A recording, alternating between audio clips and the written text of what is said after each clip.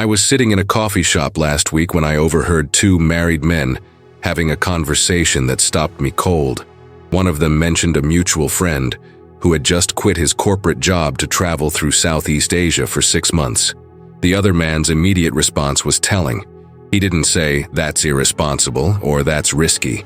He said, with this weird forced laugh, "Well, some of us have actual responsibilities." But his face told a different story. For just a second before he caught himself, I saw it. Raw, undiluted envy. The kind that hurts. Then it was gone, buried under a mask of superiority and judgment. Carl Jung spent his career studying exactly this phenomenon. The parts of ourselves we can't acknowledge. The feelings we suppress so deeply that we convince ourselves they don't exist. And nowhere is this self-deception more prevalent, more systematic, more psychologically damaging than in married men's relationship with envy. What I'm about to show you is disturbing, because it requires admitting something that goes against everything you've been taught about being a good husband, a good father, a good man.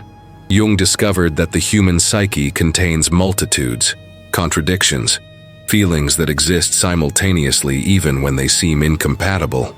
A married man can genuinely love his wife and children, while also desperately envying his single friends. He can be proud of his family while simultaneously resenting the sacrifices it requires. He can be committed to his marriage while fantasizing about the life he'd be living if he'd made different choices. These contradictions don't make him a bad person, they make him human, but admitting them makes him vulnerable to judgment both from others and from himself. So he doesn't admit them, he buries them. And that burial creates psychological problems that Jung spent decades helping people unravel. Before we dive deeper, I want to know where you're experiencing this from. What city are you in right now? Are you watching from Chicago, grinding through another winter while envying friends who moved somewhere warm? Sydney, looking at Instagram posts from people living lives that seem impossibly free? Mexico City, navigating cultural expectations about what a man should be? Toronto, feeling the weight of mortgage and responsibility while watching others chase dreams? Comment your city because your geographical and cultural context shapes exactly how this envy manifests and how effectively you've learned to hide it from yourself. Jung's concept of the shadow self is crucial here. The shadow contains all the parts of our personality that we've rejected, denied, or suppressed because they don't fit our self-image or society's expectations. For married men, envy is almost always shadow material. You're not supposed to envy single men. You're supposed to pity them for their lack of stability and meaningful relationships. You're not supposed to resent your family obligations. You're supposed to find them fulfilling and meaningful. You're not supposed to fantasize about a different life. You're supposed to be content with the choices you've made.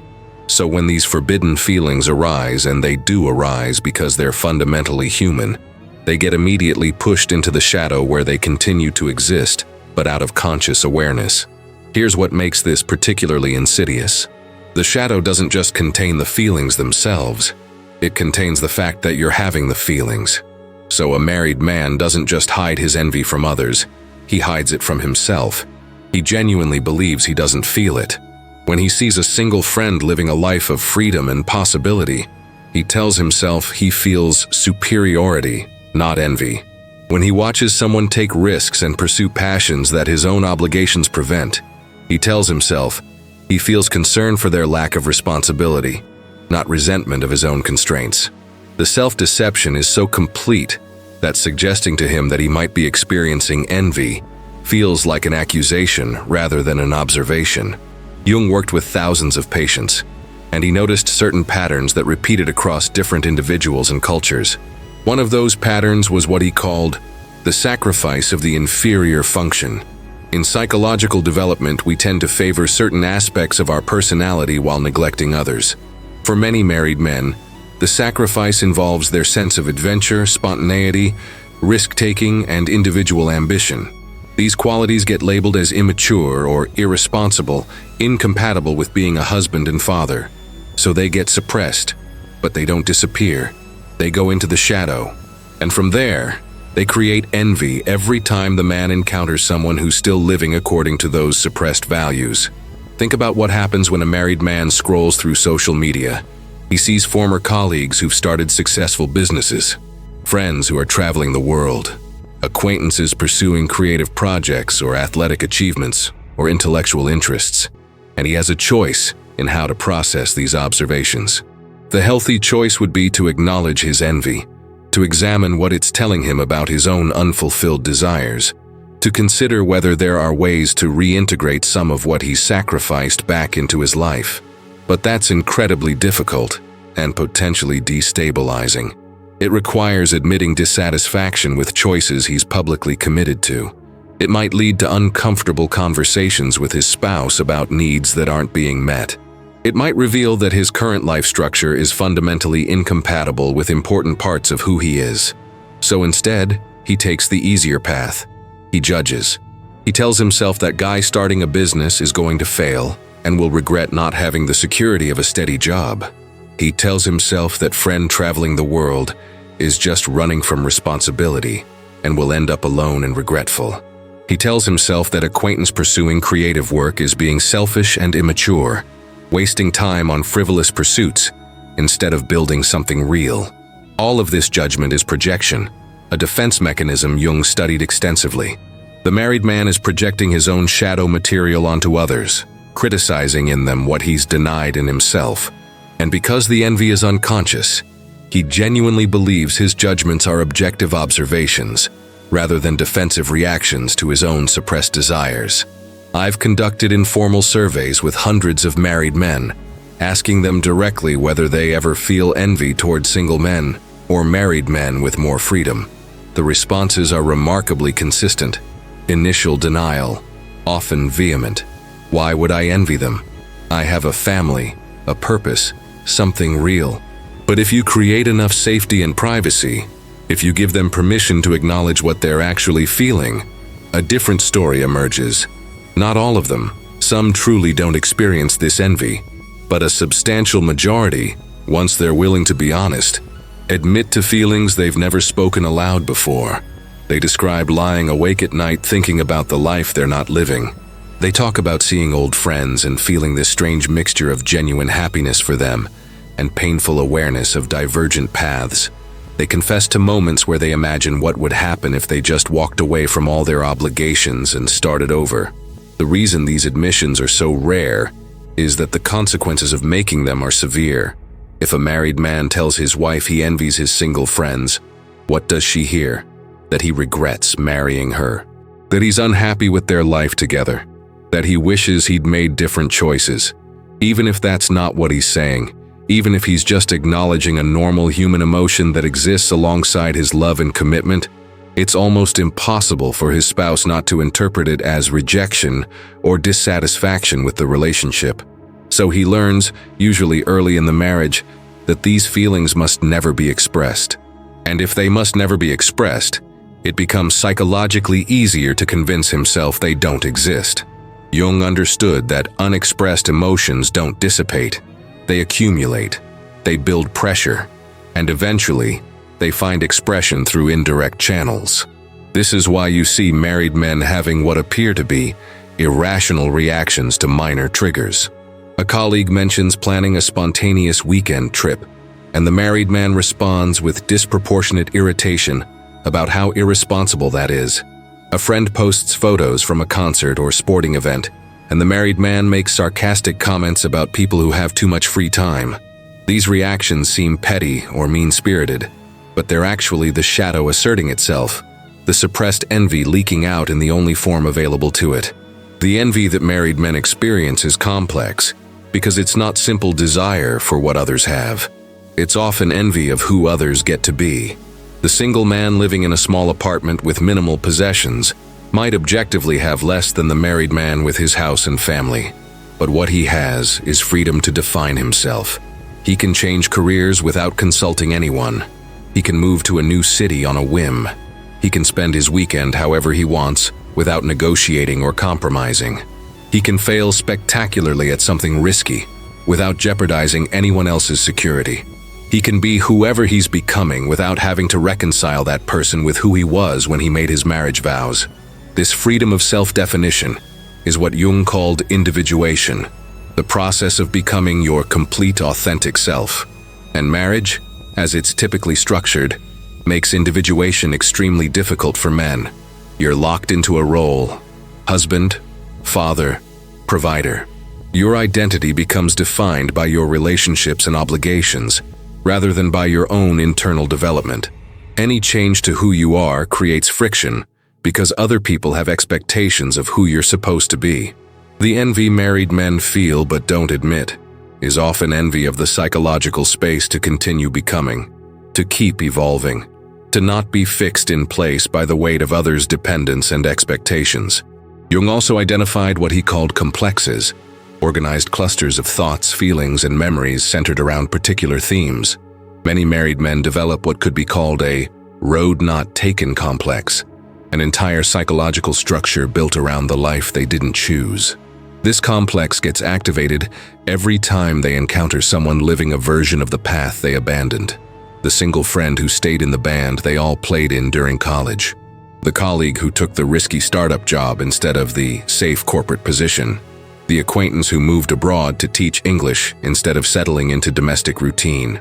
Each of these encounters triggers the complex, bringing up all the associated feelings and memories of when they were at that fork in the road and chose differently. What's particularly painful about this complex is that it exists in tension with another complex, the one organized around being a good husband and father. These two complexes are often in direct conflict. One says you sacrificed important parts of yourself and missed out on experiences and achievements you'll never have the chance to pursue. The other says you made the mature, responsible choice and built something meaningful and valuable. Both can be true simultaneously. But acknowledging both requires a level of psychological sophistication that most men haven't developed, partially because our culture doesn't give them the tools or permission to do so. The societal script for married men is incredibly rigid. You're supposed to have no regrets. You're supposed to view your single years as a phase you've matured beyond, rather than a time when certain freedoms and possibilities existed that are now foreclosed. You're supposed to see marriage and family as the ultimate achievement, the thing that gives life meaning, rather than as one choice among many with both benefits and costs. This script makes it nearly impossible to acknowledge envy, because envy implies that the unchosen path has something valuable that your chosen path lacks. And that implication threatens the entire narrative you've built your life around. Jung worked extensively with dreams, and married men's dreams often reveal what their waking consciousness won't acknowledge. Dreams of being back in college, unattached and full of possibility. Dreams of traveling alone to exotic locations. Dreams of pursuing creative or adventurous endeavors without anyone depending on them. Dreams where their current family simply doesn't exist and they're living a completely different life.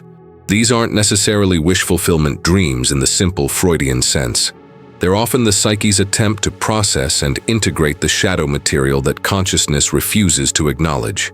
The dreams are saying, this part of you still exists, these desires are still real, and ignoring them doesn't make them go away. The envy becomes particularly acute during certain life stages. The early 30s, when many men's single friends are still living relatively unrestricted lives, while the married men are deep in the demands of young children and career building. The early 40s, when the gap between the life being lived and the life imagined becomes undeniable, and there's still time to change course, but the costs of doing so are enormous. The mid-50s, when mortality becomes real, and the question, is this all there is, becomes harder to ignore. At each of these stages, the shadow material demands attention, and the envy toward those who made different choices intensifies. Jung believed that the second half of life should be about integration, bringing together all the disparate parts of the self into a coherent whole. But this integration requires acknowledging what's been suppressed, confronting the shadow, admitting the envy, and examining what it reveals about unfulfilled aspects of the psyche. Most married men never do this work because doing it threatens too much. It threatens their self-image as contented husbands and fathers. It threatens their marriages because acknowledging dissatisfaction opens conversations that might not have comfortable resolutions. It threatens their social standing because admitting envy of less settled men contradicts the superiority narrative they're supposed to maintain. So instead of integration, There's compartmentalization. The envy gets locked away. The judgment of others intensifies as a defense mechanism. The performance of complete satisfaction with the chosen path becomes more elaborate, and the gap between the presented self and the actual internal experience grows wider. Jung would recognize this as a recipe for what he called neurosis, a state of internal conflict and inauthenticity that manifests in anxiety, depression, unexplained physical symptoms, and a general sense that something is fundamentally wrong, even when you can't identify what. The phenomenon of the midlife crisis is essentially this shadow material finally breaking through the defenses. The married man who suddenly buys a sports car, has an affair, quits his stable job, or makes other seemingly irrational choices, he's not being foolish or self-destructive. He's responding to decades of accumulated unexpressed envy, unacknowledged desires, and suppressed aspects of his personality that are demanding recognition. The problem is that these eruptions are often destructive because the shadow material hasn't been integrated gradually and consciously. It's been denied for so long that when it finally breaks through, it comes out in extreme and poorly considered forms. Jung would argue that the healthier path is continuous acknowledgement and integration. A married man should be able to say to himself, and ideally to his spouse, "I sometimes envy my single friends their freedom and spontaneity. That doesn't mean I don't love you or regret my choices. It just means I'm human, and there are costs to every path, and I'm feeling the costs of mine today." This kind of honesty requires enormous psychological maturity from both partners. The man has to be secure enough in himself to acknowledge feelings that contradict his self-image as a contented husband. The spouse has to be secure enough to hear these admissions without interpreting them as attacks on the relationship. But our cultural scripts make this kind of honesty nearly impossible. We've created an environment where admitting ambivalence about major life choices is treated as betrayal or dysfunction rather than as normal human complexity. So men learn to lie, first to others and then to themselves. They develop elaborate psychological defenses against their own envy. They project it onto others through judgment. They rationalize their choices by diminishing alternatives. They create detailed narratives about why their path is superior and why anyone who chose differently is misguided or immature. And they do all of this unconsciously, genuinely believing their own defensive constructions. The envy that married men won't admit often centers around specific domains. Professional achievement is a big one. The single colleague who can work 80-hour weeks to build something exceptional while the married man has to leave at 5 for family dinner. The friend who took the risky career move that paid off spectacularly while the married man stayed in the safe job because he had a mortgage and kids' college funds to consider. The acquaintance who's written that novel, or started that company, or made that career pivot that the married man has been thinking about for years, but can't pursue because of his obligations. Physical fitness and appearance is another domain. The single friend who has time to train for marathons or compete in triathlons, while the married man struggles to find 30 minutes for a workout between work and family demands. The colleague who looks 10 years younger because he's not carrying the stress of supporting a family. The acquaintance who's maintained the physique and energy of his 20s, while the married man has watched himself slowly deteriorate under the weight of responsibility and stress. Adventure and experience is perhaps the most painful domain. The friend who's traveled to 50 countries, while the married man plans vacations around school schedules and child-friendly destinations. The colleague who spent a year learning to surf in Bali or teaching in Japan, while the married man was changing diapers and attending parent-teacher conferences. The acquaintance who's accumulated a wealth of stories and experiences and perspectives from a life lived without the constraints of family obligation. This envy is particularly difficult to acknowledge because it implies that experiences matter, that the accumulation of diverse life experience has value, which contradicts the narrative that raising a family is the ultimate meaningful endeavor. Jung understood that what we envy in others often points to what we've suppressed in ourselves. If a married man feels intense envy toward someone's career success, it reveals that his own professional ambitions have been suppressed, probably because pursuing them would have required sacrifices incompatible with family life. If he envies someone's physical condition, it reveals that his own body and health have become lower priorities than they want to be. If he envies someone's experiences and adventures, it reveals that his own sense of exploration and growth has been stunted by domestic routine. The tragedy is that acknowledging this envy and what it reveals could potentially lead to positive changes. Maybe there are ways to reintegrate some of what's been suppressed. Maybe conversations with his spouse could lead to restructuring family dynamics to create more space for individual pursuits. Maybe recognizing what's been sacrificed could lead to conscious choices about what to reclaim while the opportunity still exists. But all of this requires first admitting the envy, and that admission feels too dangerous for most men to risk. Instead, the envy gets channeled into socially acceptable forms. Competition with other married men over whose kids are more successful, whose house is nicer, whose career is more prestigious. These competitions are safe because they're within the bounds of the chosen path. They don't require acknowledging that the path itself might have costs, or that unchosen alternatives might have value. The married man can pour his competitive energy into having the best lawn in the neighborhood, the smartest kids, the most impressive job title, all while never confronting the question of whether these victories address what he's actually envying in others. Jung also recognized that envy often gets transformed into its opposite through a defense mechanism called reaction formation. The married man who feels the most intense envy toward single men often becomes the most vocal critic of single life. He'll go on at length about how empty and meaningless it is, how single men are missing out on real fulfillment, how they'll end up alone and regretful. This excessive criticism reveals the intensity of the underlying envy. If he were genuinely secure in his choices, he wouldn't need to so vigorously attack alternatives. The attack is the shadow speaking, revealing through its opposite exactly what the conscious mind refuses to acknowledge. The psychological cost of this denied envy accumulates over years and decades. Jung observed that patients who came to him in their 40s and 50s with depression, anxiety, or existential crisis were often dealing with decades of accumulated shadow material that had never been processed. The married man who spent 20 years denying his envy, suppressing his resentment of sacrifices made, and performing complete satisfaction with his choices, eventually that performance becomes unsustainable. The psyche demands honesty, and when honesty has been denied for too long, it often erupts in forms that are destructive rather than constructive.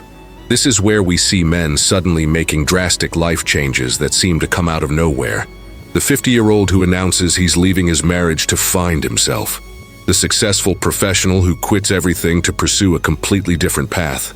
The stable father who starts behaving erratically, taking risks, seeking experiences that seem completely out of character. These aren't random breakdowns. They're the shadow finally overwhelming the conscious personality after being denied for too long. If the envy had been acknowledged earlier, if the suppressed desires had been integrated gradually, these explosive eruptions might have been avoided. Jung's concept of the persona is relevant here. The persona is the mask we wear to navigate social situations, the version of ourselves we present to meet external expectations. Married men often develop a particularly rigid persona, the contented husband and father who has no regrets, no unfulfilled desires, no envy of alternative life paths. This persona becomes so practiced, so convincing, that eventually the man believes it himself. He identifies completely with the mask and loses touch with the actual feelings and desires beneath it. The envy doesn't go away, but it gets buried so deep beneath the persona that accessing it becomes nearly impossible without significant psychological work. What makes this particularly damaging is that authenticity in relationships requires being able to remove the persona, to show your actual self, including the contradictory and socially unacceptable parts. But a married man who's completely identified with his persona of the contented husband can't do this. He can't show his wife the part of him that envies his single friends because he's convinced himself that part doesn't exist. This creates what Jung called a false intimacy, a relationship between personas rather than between actual people. The marriage might look successful from the outside, but there's no genuine connection because one or both partners are relating through masks rather than as their authentic selves. The envy that married men won't admit also gets projected onto their children in interesting ways. The father who pushes his son to pursue opportunities he didn't take. The dad who lives vicariously through his kids' achievements and experiences.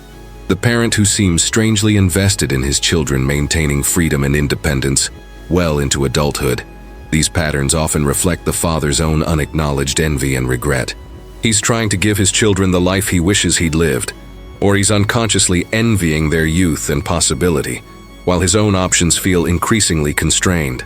Jung believed that parents unconsciously transmit their shadow material to their children, who then have to deal with psychological issues that aren't even originally theirs.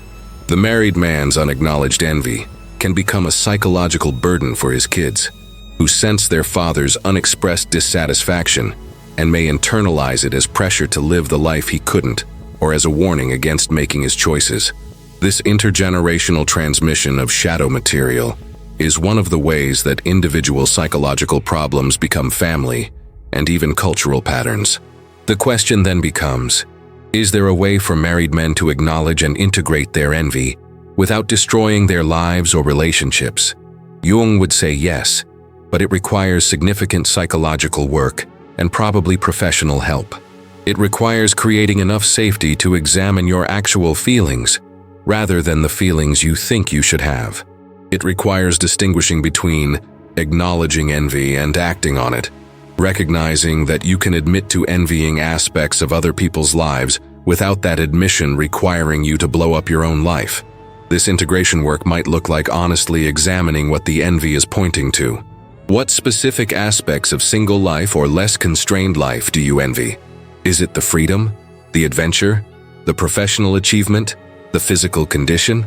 Once you've identified what you actually envy, you can ask whether there are ways to reintegrate some version of it into your current life. Maybe you can't travel solo through Southeast Asia for 6 months, but could you take a week-long trip with friends? Maybe you can't work 80-hour weeks on a startup, but could you dedicate evenings and weekends to a side project? Maybe you can't train like a professional athlete, but could you commit to consistent exercise that makes you feel vital and capable? The point isn't to eliminate all constraint or obligation.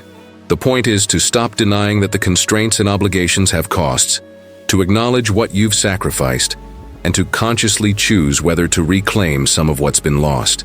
This requires difficult conversations with your spouse about needs that aren't being met and desires that exist alongside your commitment to the relationship.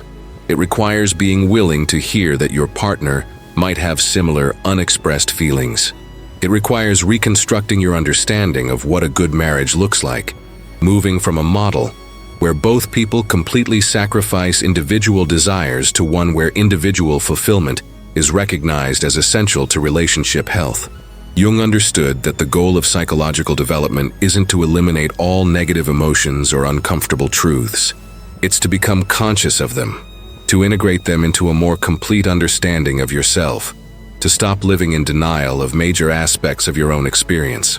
A psychologically healthy married man doesn't stop feeling envy when he sees someone living a freer or more adventurous life, but he can acknowledge that envy without judgment, examine what it reveals about his own unfulfilled needs, and make conscious choices about how to respond to it.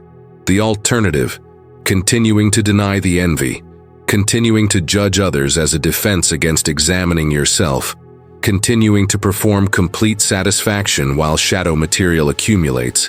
This path leads to what Jung called a life half-lived.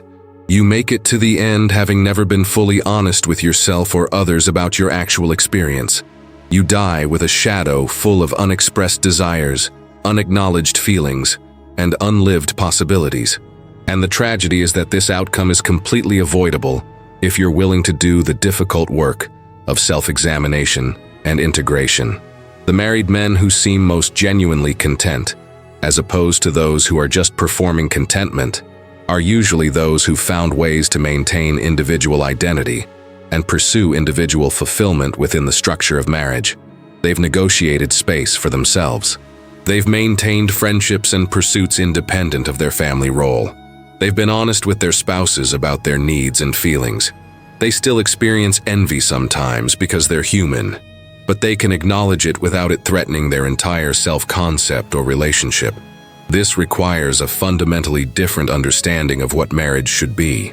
Not a complete merger where two people become one unit and individual desires get subsumed into collective goals, but a partnership between two complete individuals who maintain their own development while choosing to share their lives. This model is harder in some ways because it requires constant negotiation and honesty, but it's also healthier because it doesn't require massive self-suppression and denial that eventually creates psychological problems. Jung spent his career helping people become more conscious, more honest with themselves, more integrated and whole. And one of the most important steps in that process is acknowledging the shadow, including the parts of yourself that seem incompatible with your self-image or social role. For married men, this means acknowledging the envy they feel toward those with more freedom, more adventure, more professional achievement, more possibility. Not to act on that envy necessarily, but to recognize it as information about parts of yourself that have been suppressed and might need to be reintegrated in some form. The envy isn't the problem. The denial of the envy is the problem. The inability to acknowledge normal human feelings because they contradict the narrative you're supposed to maintain. That's what creates neurosis, depression, midlife crises, and lives lived in quiet desperation. Jung offered a path out of this trap, but it requires courage to walk it. The courage to look honestly at your own feelings rather than the feelings you think you should have. The courage to admit complexity and contradiction rather than performing simple contentment. The courage to prioritize psychological honesty over social approval. Now here's what I need from you. And this requires real honesty with yourself. Comment below and tell me about one person whose life you genuinely envy, even though you'd never admit it publicly. Don't give their name.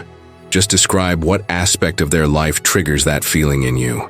Is it their freedom, their achievements, their experiences, their physical condition? Be specific, because naming what you envy is the first step toward understanding what you've suppressed and whether it's something you can or should try to reclaim in some form. Subscribe to this channel right now because we're doing psychological work here that you won't find anywhere else. We're giving you the frameworks from Jung and other depth psychologists to understand your own experience, to recognize patterns that most people never even notice, to do the integration work that prevents the kind of psychological crisis that destroys lives in middle age. This isn't entertainment. This is essential knowledge for living an authentic, psychologically healthy life. Hit subscribe because these insights could save you from decades of unnecessary suffering caused by denying fundamental truths about yourself. Smash that like button because this message needs to reach every married man who's performing contentment while shadow material accumulates in his unconscious. So your like pushes this video to someone who desperately needs permission to acknowledge what he's actually feeling. Someone who's been told his envy is a character flaw when it's actually important psychological information. Every like potentially helps a man avoid the explosive midlife crisis that comes from decades of denied feelings, finally breaking through his defenses. Keep watching our content, because what's coming next will show you exactly how to do the shadow work we've been discussing. We're going to give you practical techniques for accessing denied feelings, understanding what they reveal, and integrating them in ways that enhance rather than destroy your life. The next video provides the actionable roadmap for moving from self-deception to self-knowledge, from performed contentment to authentic wholeness. This is the most important psychological work you'll ever do, and you cannot afford to miss the tools and techniques that make it possible.